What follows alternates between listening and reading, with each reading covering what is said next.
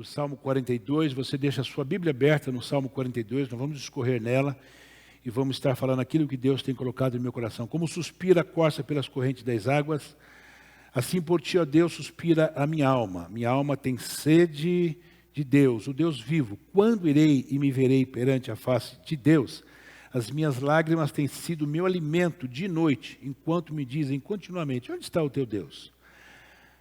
Amém? Baixe a cabeça, vamos orar. Deus e Pai, eu quero mais uma vez pedir a tua misericórdia sobre a minha vida. Preciso, Senhor, da tua graça, da tua sabedoria, para que eu não esqueça, Deus, de nada daquilo que eu tenho estudado, que eu tenho lido, para ministrar nesta noite a tua palavra. Tem, Senhor, misericórdia de mim, e que essa palavra alcance vidas, corações, Senhor, que estão, Senhor, como este homem, Senhor, que era um teu servo, mas estava passando por uma dificuldade enorme. Tenha misericórdia de mim. No nome de Jesus, amém. Tome assento, igreja. O Salmo 42 e o Salmo 43, ele foi escrito por alguém que estava com a alma abatida e perturbada, como está lá no versículo 5 e 11. Ele passava por um túnel de verdade sombrio, né, tenebroso. Alguns teólogos dizem que era uma profunda depressão que esse escritor passava. Quem era esse escritor? O texto fala que era os filhos de Corá, que na verdade eles eram os levitas, responsáveis pelo ministério de música do templo.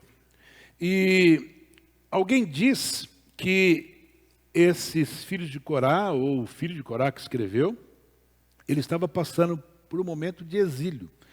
Não o exílio da Babilônia, né? Não era não. Era o exílio dentro do próprio país. E a gente vai ver isso, que o texto diz que eles estavam no Monte Hermon, que fica dentro de Israel. Hoje não fica mais dentro de Israel. Hoje fica na Jordânia, onde o Rio Jordão inicia. Essa região hoje não pertence mais a Israel e sim a Jordânia. Mas na época pertencia a Israel. E ele estava lá. A Bíblia não diz o porquê que ele estava lá. Mas o que nós temos e podemos entender, aí eu uso a mensagem que o pastor José Alves trouxe na sexta-feira, quando o pastor José Alves falava do profeta Elias. O profeta Elias, ele apareceu da onde? Do nada. Quando você olha o livro de Reis, ele aparece já falando e Deus usando ele de uma forma tremenda. Um homem que tinha uma palavra muito firme com Deus. Ele fala: vai parar de chover, parar. Vai chover, chovia. Né? Ele encontra uma mulher e fala: você vai ter um filho. Uma mulher não pediu filho, mas ela teve filho. Daqui a pouco aquele filho morre e ele fica num papo de aranha. Puxa vida, eu falei, profetizei sobre a mulher e agora a criança morre. E ele então faz todo um trabalho de Deus e ressuscita aquela criança. Mas por que eu estou contando isso? Que vocês conhecem bem a história. Para vocês verem, não é mesmo? Que independente de quem você é, se você é cristão e serve a Deus há anos, se você aceitou a Jesus há meses, pode ter certeza, você vai passar por tribulação. A Grazi falou agora de pouco aqui para nós, que ela, durante a semana toda, dormiu aqui na igreja praticamente a semana inteira. Mas na outra semana estava doente. Por quê? Por que ele estava doente? Eu sou crente na pessoa de Jesus. E a minha Bíblia diz que todos os dias, eu e você temos uma luta no nosso dia a dia. E a minha Bíblia diz que a minha luta não é contra a minha carne nem contra o sangue, mas é contra as hostes infernais da maldade. Se você não tiver esse entendimento, de verdade você está aí vagando. Porque nós temos uma luta constante no nosso dia a dia. Porque as hostes infernais da maldade, elas não querem te ver bem, de forma nenhuma. Então a Graça falou que ela ficou doente, mas por quê? São setas malignas, não é outra coisa, irmãos, não é outra coisa. São setas malignas. Meu filho, Deus começou a trabalhar na vida dele lá na América, e daqui a pouco todo mundo na casa dele ficou doente, mas sabe, coisa que nunca acontecia. E eu falei: filho, sabe o que é isso? É que Deus está te abençoando. E o inimigo da nossa alma não vai ficar feliz. Mas fica tranquilo, Deus vai dar vitória. E Deus deu vitória. Então nós temos que ter esse entendimento, né?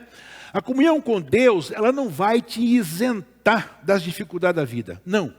Todos nós estamos sujeitos a um abatimento, num momento difícil. E nessa noite, eu orando a Deus, Deus colocou essa palavra no meu coração para você que veio aqui hoje. se você é membro daqui, se você não é. Mas se você passa por uma dificuldade, como está registrado aqui no capítulo 42 do livro de Salmos, ou se você está no mesmo papel de Elias, você é um homem, uma mulher, um moço, uma moça usada por Deus, mas há levantes contra você. E você diz, mas pelo amor de Deus, eu sou fiel, eu faço a obra de Deus, você não está isento. Não, não está isento não. Eu falei há pouco que o próprio Elias, ele enfrentou a própria caverna da depressão, né? Ele chega a um ponto que ele fala assim, eu quero é morrer. Ele deseja a morte, está lá, 1 Reis 19:4, eu quero morrer. Olha, um homem de Deus que vai lá e desafia os profetas de Baal, né? E tira sarro dos caras, né? Grita mais aí, quem sabe o Deus de vocês está dormindo. E depois que os camaradas terminaram de fazer o que não conseguiram fazer, ele manda encher, abriu valas de água à frente do altar, atrás do altar, jogou água, jogou 3 vezes água, e ele levanta a mão e Deus responde a sua oração. Olha só que intimidade que ele tinha com Deus. Mas ele deseja a morte. Passa por uma dificuldade tão grande que Deus, eu quero morrer, né? E o profeta Jonas? Nós falamos esses dias sobre o profeta Jonas, lá no capítulo 4, versículo 3 do livro de Jonas, ele fala com clareza, né? Ele deixou o ódio, a amargura tomar conta do seu coração, e ele já tinha feito o serviço, ainda que ele fez contrariado, mas ele foi fazer o serviço. Depois que ele faz o serviço, ele está tão angustiado, está com ódio do povo, ele deseja a morte, eu quero morrer. Como é que você pode ser um negócio desse? Deus manda ele para um canto, ele vai para o outro, Deus providencia um peixe que o engole e leva ele para onde ele tinha que era Nínive. Ele chega lá, ele prega arrependimento, o povo aceita o arrependimento, e depois ele vai para debaixo de uma árvore e fala, não quero morrer, estou chateado, porque Deus me usou. Já pensou um negócio desse? Você fala, não é possível, como é que pode? Mas a Bíblia diz isto com clareza. E nós poderíamos falar do próprio apóstolo Paulo, que nós falamos, né, que o apóstolo Paulo, ele é o grande apóstolo. Ele é o apóstolo que mais falou com a igreja, que mais escreveu. Era um homem ilibado. Mas quando você vai lá no capítulo 1, em versículo 8 de 2 Coríntios, ele fala assim, olha, de verdade, o negócio é o seguinte, o negócio foi tão estreito para cima de nós, que nós desejamos a morte. Você dá uma olhadinha. Ele fala, o negócio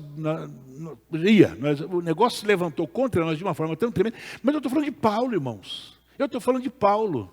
Eu estou falando de um homem que tinha intimidade com Deus ao ponto dele escrever as cartas que ele escreveu, inspirada pelo Senhor. É o homem que fala da graça de Deus, é o homem que nos mostra que a salvação é pela fé, é um homem que dá a nós, né, demonstração de intimidade com Deus, ao ponto dele falar, sede meus imitadores como eu fui de Cristo. Olha só a intimidade que este homem tinha com Deus, mas passou por dificuldades, passou por tribulação, desejou a própria morte, não é? E por que não dizer também do próprio Jesus? Jesus, aquele Jesus lá mesmo, Filho de Deus, Jesus que veio com uma missão, e lá no capítulo 22, 44, você percebe Jesus numa agonia tremenda. Pai, se for possível, passa de mim esse cálice, todavia não faça a minha, mas faça a tua vontade. Não é? O próprio Jesus passou. Então por que eu estou dizendo isso? Porque Deus colocou no meu coração de hoje te dar uma levantada. Eu não sei o que passa na sua vida, mas eu tenho certeza absoluta que você não está aqui simplesmente por um convite. Você está aqui porque Deus quer falar com você nesta noite. Pastor, tem jeito? Tem jeito. Sabe por que tem jeito? Porque Cristo morreu na cruz pelos nossos pecados. A maldição que estava sobre mim e sobre você foi tirada. E hoje nós fomos libertos pela graça de Deus. O sangue de Jesus Cristo nos purificou de todo o pecado. E hoje nós podemos afirmar sem nenhuma preocupação que somos filhos. Eu disse filhos. Filho de quem? Filho de Deus. Louvado seja o nome do Senhor para sempre. Agora veja só. No texto que nós tomamos hoje, que é capítulo 42, nós vamos ver sinais de quem está passando por dias difíceis. O capítulo 42 e o 43, deixa a tua Bíblia aberta aí no 42, é de alguém que está passando por momentos difíceis da vida. Difíceis. E ele vai mostrar para nós, pelas expressões no capítulo 42, a dificuldade que ele estava passando. O versículo 3 fala de um choro contínuo. Um choro contínuo. As minhas lágrimas têm sido meu alimento dia e noite. Olha só. Quer dizer, ele chorava dia e noite, ou seja, choro contínuo. O salmista perde o apetite, não se alimentava mais. O seu único alimento eram as suas lágrimas. Ele absorveu as palavras ofensivas dos seus algozes. Onde está o teu Deus? Eu vim aqui hoje para falar com você que chora dia e noite. Talvez o seu choro seja um choro que, ao estar com alguém, ele cessa. Mas lá na sua cama, lá na tua sala, lá no seu ambiente, você de verdade tem feito também das suas lágrimas o seu alimento. Mas eu venho aqui hoje com uma palavra profética para a tua vida no nome de Jesus. Elas vai se cessar hoje. Não porque eu quero, mas porque a palavra tem saída para você. A palavra de Deus tem. Não é o pastor Ismael, não é a igreja. É a palavra de Deus que tem para nós, de verdade, um escape. Porque Deus, a Bíblia diz que Ele não vai nos provar além daquilo que nós podemos suportar. Não, Deus não é masoquista. Deus só vai te provar até onde você aguenta. E no momento certo Ele vai te dar livramento. O choro vai cessar e você vai glorificar a Ele, porque esta é a vontade dele, que o nome dele seja glorificado. É interessante que no versículo 4, ele se mostra um homem nostálgico, né? Lembro-me destas coisas, e dentro de mim se derrama a alma, de como passava eu com a multidão de povo. Este levita, ele era o camarada que cuidava da parte musical do templo. Ele começa a se lembrar dos momentos festivos, né? Quando ele estava entre o povo com a multidão. Isso nos traz o quê? Não é assim mesmo? Quando você está naquele amontoado de lágrimas e você começa a dizer assim, puxa vida, há tantos anos atrás, nossa, eu estava tão bem. Eu vivia tão bem, mas olha, o ano passado, nesse mesmo mês, eu estava, puxa, mas olha como é que eu estou agora. O que é isto? É a nostalgia do que passou. E você está vivendo do teu passado, daquilo que aconteceu. Os judeus têm 3 festas que eles dão uma importância muito grande, que é a Páscoa, a festa do Pentecostes, que é a colheita, e os tabernáculos. Quando eles fazem cabanas, né, nos quintal da casa deles, eles fazem lá uma comida para lembrar o tempo que o povo passou lá no deserto. São 3 festas que os judeus celebram com alegria, porque Deus os livrou. A Páscoa fala do quê? Da saída do Egito. O Pentecostes é as colheitas que Deus permitiu que eles pudessem colher. É interessante isto. E o que mais? Os tabernáculos, eles fazem lá as cabaninhas no quintal deles para demonstrar que eles ficaram 40 anos naquelas cabanas e Deus os livrou. Deixa eu dizer uma coisa a você. Talvez você esteja dizendo, puxa vida, pastor, há tantos anos atrás, olha, minha família estava uma bênção, hoje parece que está querendo ser destruída. Olha, há tantos anos atrás, eu vivia com meu marido, com os meus filhos, mas Jesus tomou. Olha, eu estava assim, e agora estou assado. Em nome de Jesus, eu vim aqui hoje para dizer a você, no passado não nos leva a lugar nenhum. Olha para frente, o autor e consumador da nossa fé se chama Jesus. Vamos olhar para Jesus, vamos olhar para Jesus. Jesus, quando nós olhamos para Ele, quando nós enxergamos Ele de verdade pelo seu Espírito Santo, porque a Bíblia diz que o Espírito Santo mora em nós, então pode ter certeza, você vai ser um vencedor no nome de Jesus. Versículos 5, 6 e 11, ele vai falar de uma alma abatida e de uma alma perturbada. Porque estás abatida, ó minha alma.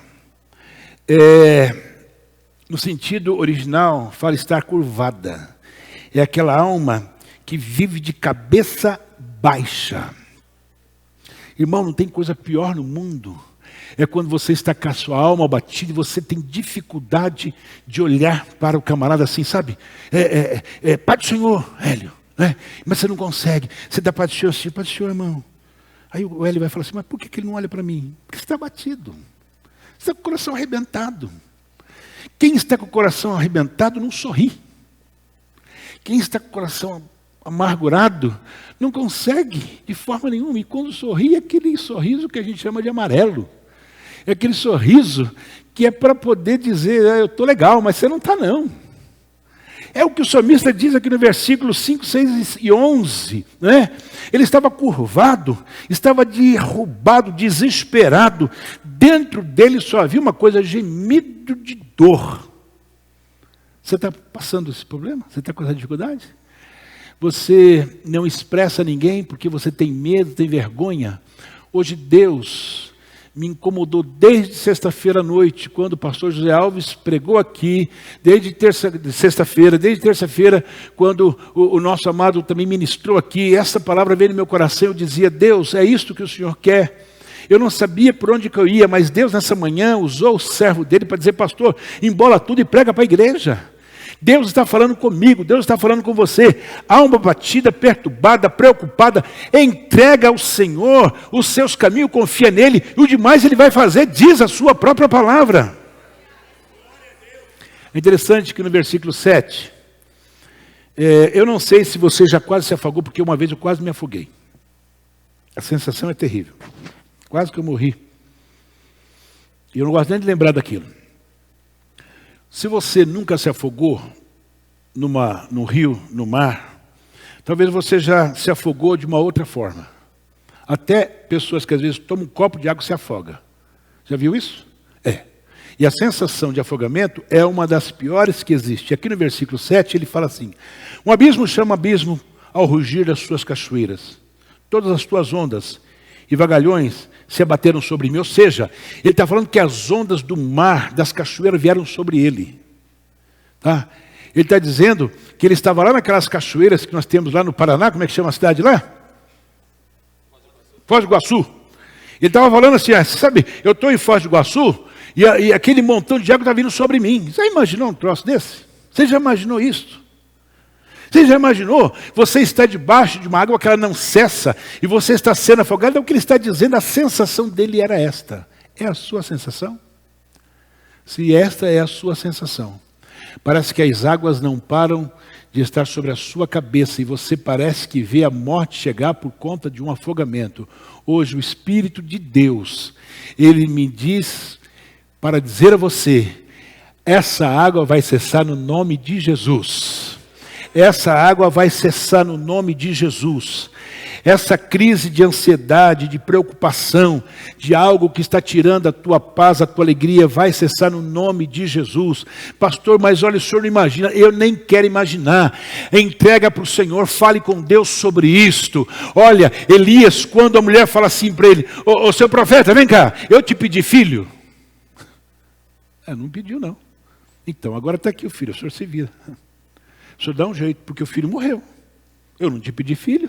E agora o filho que eu amei, né? Imagina, uma mulher já tinha uma certa idade, teve filho, que alegria. E daqui a pouco o filho morre. Como é que a gente faz? Como é que o profeta faz numa dessa? Já imaginou um trem desse, gente? Como é que é o negócio? Morreu. E agora, o que eu faço? Nem eu sei o que eu vou fazer. Vou falar com Deus. Mas Deus sempre tem uma resposta. Talvez eu não tenha todas as respostas para a sua vida. Talvez o psicólogo e a psicóloga que você está indo não tenham as respostas. Talvez os médicos não tenham a resposta. Mas o Cristo que morreu na cruz pelos nossos pecados tem a resposta. Ele sim tem a resposta. Porque a Bíblia está cheia de respostas de pessoa que ele encontrou e de verdade dizia, eu não sei o que fazer. Lá estava o homem, lá no tanque de Betesda. Mas eu estou aqui há 38 anos, é mesmo? E o que você quer? Então não tem quem me leve. O homem não entendia que Jesus estava ali querendo saber o que ele queria. Eu queria entrar lá, mas toda vez que eu vou, passam por cima de mim e eu não consigo. Mas o que você quer? Eu queria ir lá. O homem não falou, eu quero ser curado. Demorou para o homem falar, eu quero ser curado. Então talvez seja este o meu problema, o seu problema. Você reclama, você fala, você diz então, mas eu sabe o que é? A situação está assim, mas fala com Jesus. Jesus, eu quero. Eu quero, Senhor, que o Senhor me ajude. Resolve, Senhor. Abre um escape, Senhor. Mostre uma luz dentro dessa situação. Irmãos, o Deus que nós servimos é o Deus que é luz. Ele está preocupado sim com você. Ele está preocupado que você saiba pedir no nome de Jesus. E lá no versículo 10, ele fala, esmigalham-se os meus ossos. Ou seja, ele está com os ossos quebrados. Alguém aqui já quebrou algum osso do corpo? Levante a mão se você já quebrou. Gente, tem dor maior do que quando você quebra um osso do corpo? Não tem coisa pior. A dor é insuportável. A japa que eu diga. Está entendendo? A hora que os caras vão colocar no lugar para poder... gente, é uma dor terrível. E ele está falando isto. Automaticamente, o seu corpo adoeceu. E quando a alma adoece, o corpo padece. Ele está com a alma abatida, está com o coração arrebentado, os ossos, o sentimento de ossos quebrado. Então ele está doente, ou seja, a alma adoeceu, o corpo vai padecer sim. Sim. Mas tem jeito. As aflições da alma resultam em dores físicas. Aí dói o estômago queima. A cabeça parece que ela não passa, você toma Advil. Você toma Cibalena. Vai falando, o que tem mais para dor de cabeça? Tilenol. Você toma de tudo. E a dor de cabeça não passa. Você fala, meu Deus do céu, o que eu faço? Aí você vai no postinho. Aí o cara te dá uma injeção na veia. Mas não passa. Não passa. Por quê? Porque de verdade a sua alma está adoecida e o seu corpo está padecendo. As dores nas costas, né? Parece que você carrega um peso, porque parece que a coluna trava e você não anda, você não se levanta. Os ombros, a nuca, o pescoço fica duro. Mas, pastor, o senhor é médico? Não, eu sou pastor. Mas a Bíblia diz que quando a sua alma está adoecida, isso tudo acontece. Mas hoje, eu falo pelo Espírito de Deus, como profeta de Deus que sou, a sua alma vai ser curada no nome de Jesus. Receba esta palavra e creia na cura do Senhor para a tua vida. A corça, como nós aprendemos aqui na última terça-feira, ela anseia por águas, mas ela não quer um pouquinho de água no lodo de uma água suja, não. Ela tem a capacidade, como nós aprendemos na última terça-feira, de procurar o veio da água. Ela quer a água boa, da onde sai, e ela corre atrás, ela anda, os seus cascos ficam queimando, mas ela chega na água. Hoje você vai chegar na água. A mulher samaritana teve dificuldade de entender. Mulher, se tu soubesse quem fala com você, você pediria água e eu daria para você água de vida eterna. A mulher falou assim, como que o senhor não tem nem corda, não tem nada, como é que o senhor vai me dar água? Mulher, mas se tu soubesse. Mulher, e quando o Senhor começa a se revelar aquela mulher, ela entendeu que ele era um profeta, que ele era o Messias. Aquela mulher foi a primeira mulher que escutou do próprio Jesus que ele era o Messias. Então deixa eu te dizer uma coisa, às vezes nós não estamos entendendo o que Deus está fazendo. Nós estamos como a mulher samaritana, nós estamos como o Jairo, que alguém disse para ele, deixa o mestre para lá porque a menina morreu. E Jesus falou, não, fica tranquilo, está dormindo. É assim que Deus trabalha na nossa vida. A gente fala, e agora? Agora está nas mãos de Deus. Nas mãos de Deus. Se está nas mãos de Deus, Ele vai cuidar. Em nome de Jesus, receba essa palavra. Porque da mesma forma que a corça, ela diz, o salmista diz com clareza, como suspira a corça pelas correntes das águas, assim por ti, ó Deus, suspira a minha alma. Pastor, então existe cura para a alma abatida? Existe. O Salmo 42 não é somente o lamento de uma pessoa depressiva, é também o canto daquele que busca auxílio do Senhor. É alguém que busca auxílio, é alguém que entende que independente do que ele estava passando, lá onde inicia o Rio Jordão, ele estava exilado, sentindo saudade de Jerusalém, sentindo saudade disso tudo, mas ele sabia também que ele estava falando com o Deus que fez os céus e a terra. É a expectativa de alguém que tem fé em Deus. O sofredor perdeu a alegria, mas tem uma coisa, perdeu a alegria, mas ele não perdeu algo importante. O que? A esperança. Você ainda tem esperança? Você ainda tem esperança? Se você tem esperança, algo novo vai acontecer na tua vida. A mulher sai de casa e diz, se eu tocar na orla do vestido dele, eu só quero tocar. eu sei que vou ser curada. 12 anos sofrendo. Ela sai de casa com, Senhor, eu vou tocar. Isso se chama fé e esperança. Tá? A fé é se eu tocar, mas ela tinha esperança que ele ia chegar perto, porque Jesus, para chegar perto de Jesus, irmão, era duro, era difícil, a multidão era muito grande, mas eu vou ter esperança. Em nome de Jesus, nessa noite, exercite a sua fé e tenha esperança no Deus que muda a história do ser humano.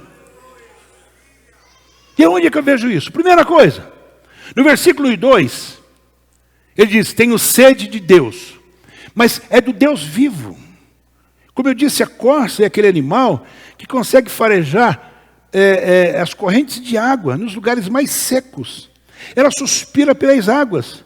Do mesmo modo, o salmista, ele deseja o Senhor. O que ele está dizendo é, eu tenho sede do Deus vivo.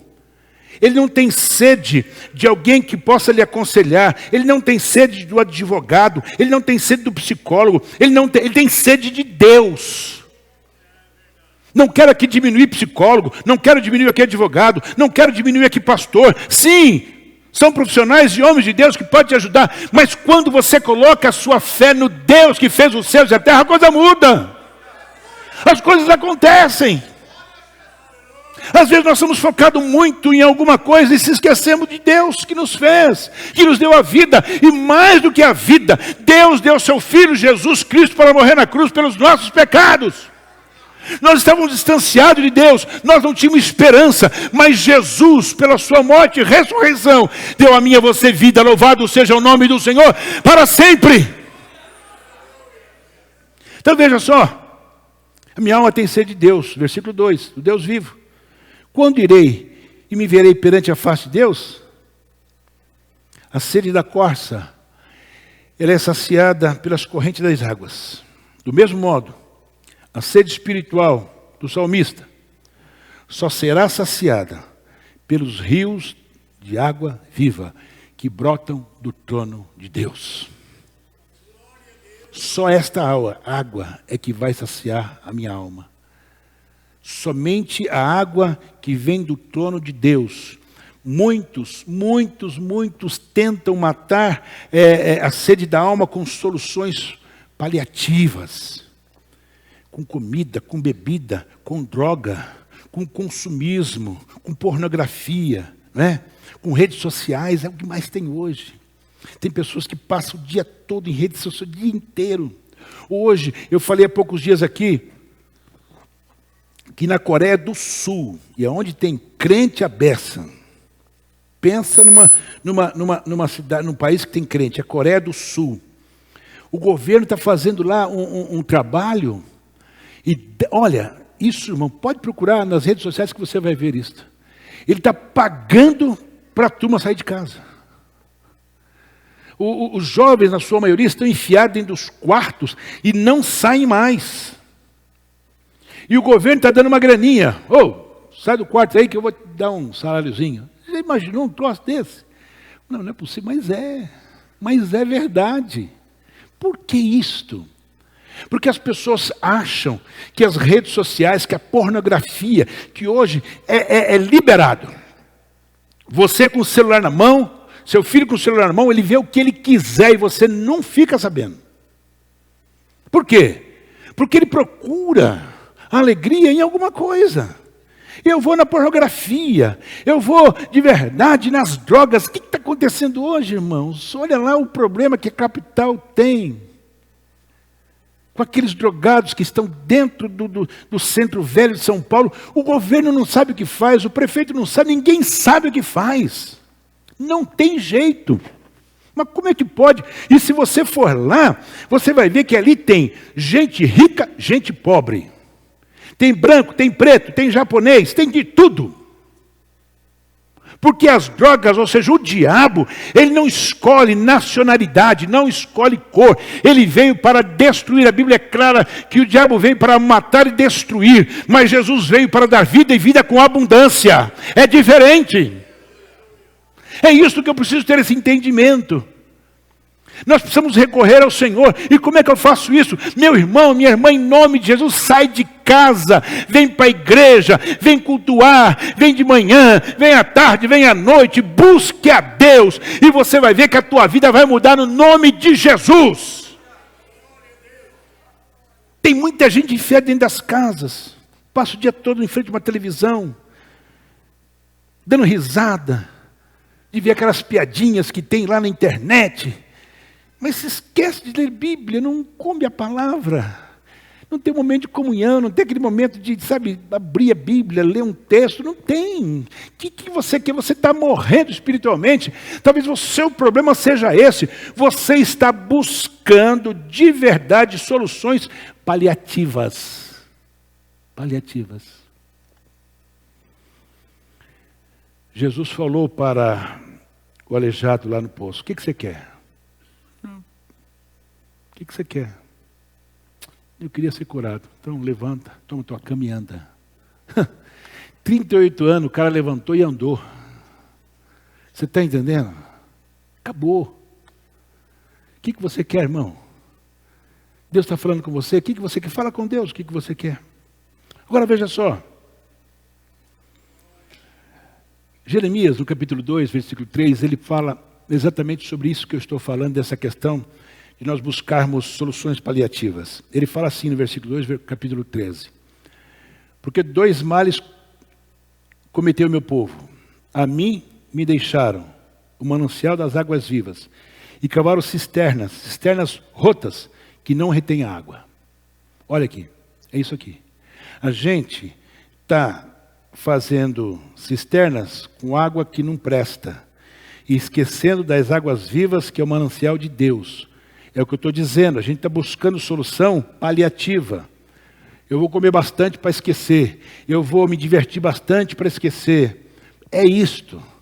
Né? Eu vou estar buscando entretenimento porque eu esqueço dos meus problemas. Você vai esquecer por 1 hora, por 2 horas, por uma noite. Mas amanhã, irmãos, não precisa ir longe. Olha a história de cantores e atores que morrem de forma precoce. Olha a vida desses caras. Eu gostava muito da Whitney Houston. Eu falava, mas que voz essa menina tinha. Negócio assim que valia a pena escutar a danada da cantora. Foi criada na igreja e daqui a pouco a menina morre de overdose. Era bilionária, ela tinha o que ela queria. Mas chega uma hora que o dinheiro, que os bens desta vida não te dão jeito. E Houston buscou aonde? Buscou lá. Quantos mais? Todo dia sai uma notícia, morreu fulano. Mas novinho, porque vai atrás para você ver. Vai atrás para você ver. Vai atrás. Michael Jackson, pensa no menino prematuro, que ele tinha vários irmãos, mas ele se destaca, daqui a pouco ele quer ficar branco, está entendendo? E faz aquelas loucuras, morreu de forma precoce, buscando formas paliativas, e para quem não sabe, a mãe de Michael Jackson era de uma seita, mas era.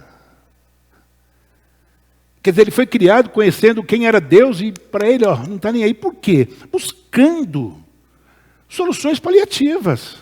Por isso que está escrito aqui em Jeremias, 2 males cometeu o meu povo. Deixaram o manancial de água viva e cavaram cisternas. Hoje, a palavra de Deus diz para você, para de cavar cisternas, ou seja, para de buscar soluções onde não tem. Busque água viva. Água viva.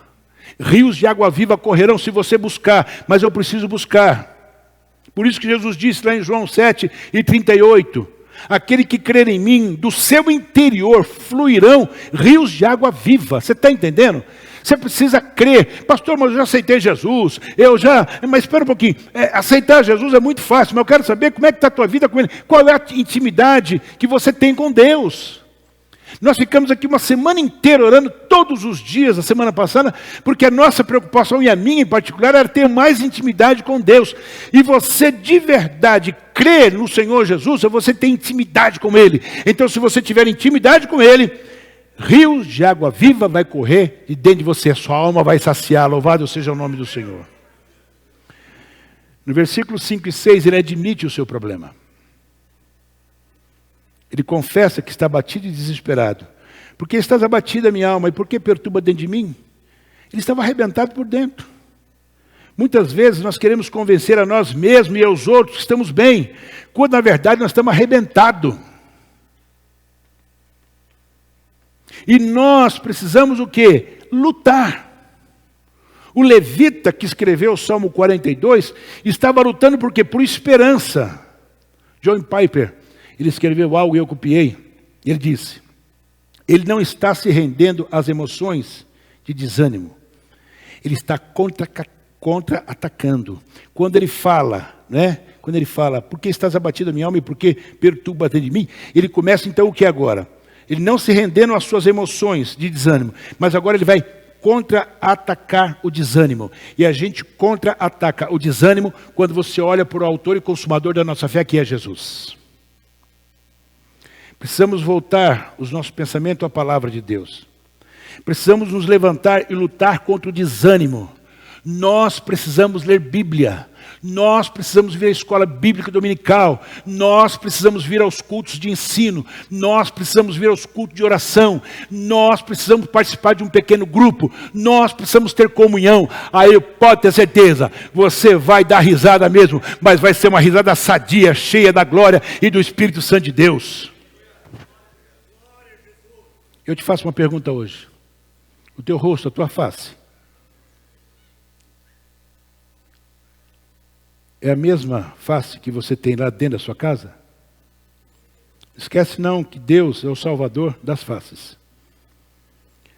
Lembrar-se de Deus no presente é você ter convicção de que o seu futuro vai ser melhor. É o que ele fala no versículo 6.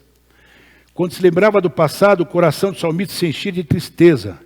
Ele trazia à memória aqueles momentos que ele celebrava ao Senhor no meio da multidão com o povo. Contudo, ele consegue superar essa nostalgia terrível, né? E ele não se torna então o quê? Prisioneiro do seu passado.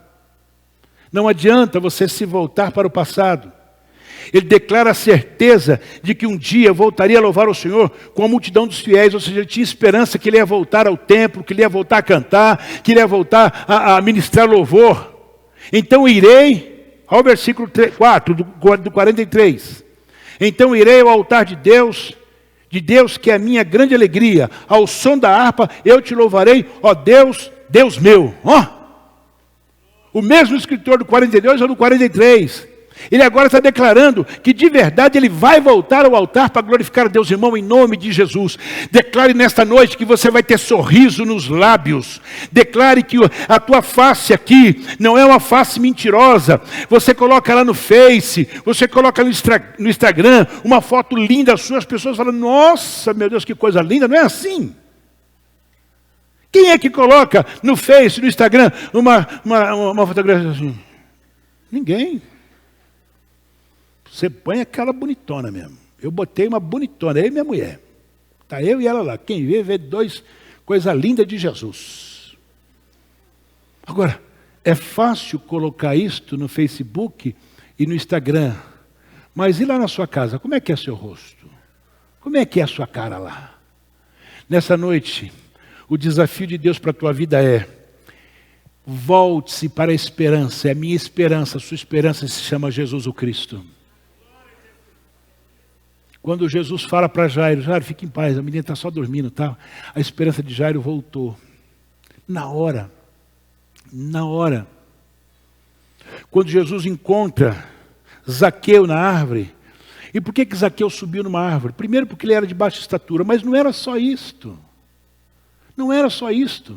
Ele sobe por curiosidade, ele queria saber quem é esse cara.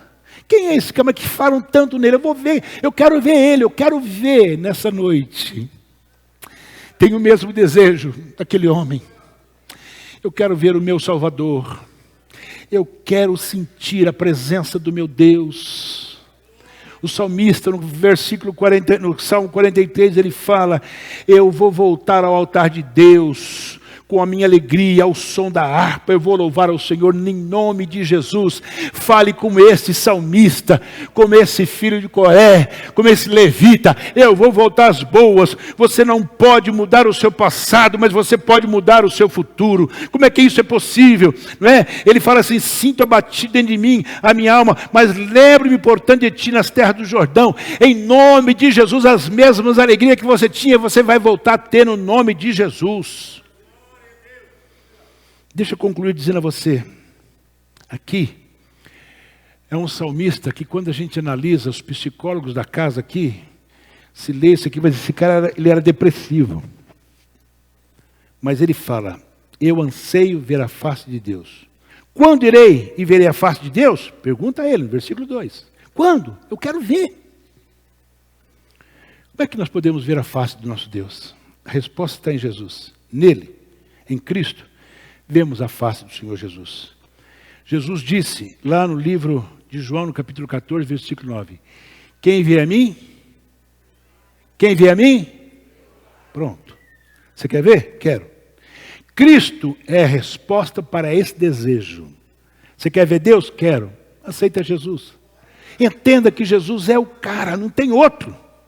Cristo é a luz que nos leva à presença de Deus. Quando nós nos convertemos, vemos o quê? A luz do Evangelho, da glória de Cristo, que é a mensagem, que é a imagem do próprio Deus, irmão.